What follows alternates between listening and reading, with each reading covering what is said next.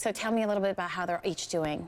Sure. So Tristan and Kason are they're both doing really well. They haven't had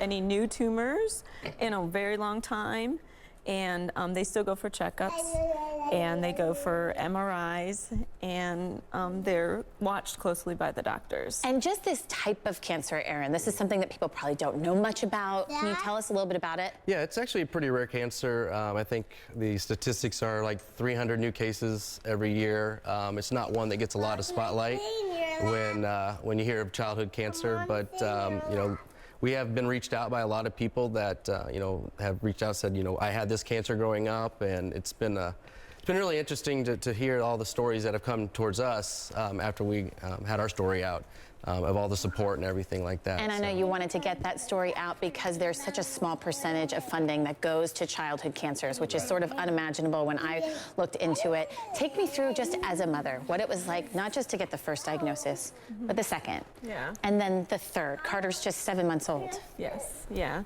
I think it was a shock, and it was a surprise. It's very emotional. It's hard to handle sometimes, but they're such a blessing. They are. And they're so happy. Joy. Yes. They really are. That's the thing. I mean, Kason, you were telling me about your brothers, right? And you were telling me about how you guys want to become doctors.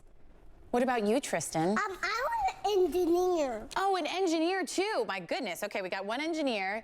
And Tristan, you want to become a doctor and look into this type of cancer? I'm gonna be a doctor to look into type of cancer and an engineer. Oh my goodness. Well, you're going to have to really pick one of these to really focus on. I know, Mom, you are the one who has said that you see such a bright future in these boys because of this spirit that they have. Tell me a little bit about it. Yeah, I think that it's made them stronger.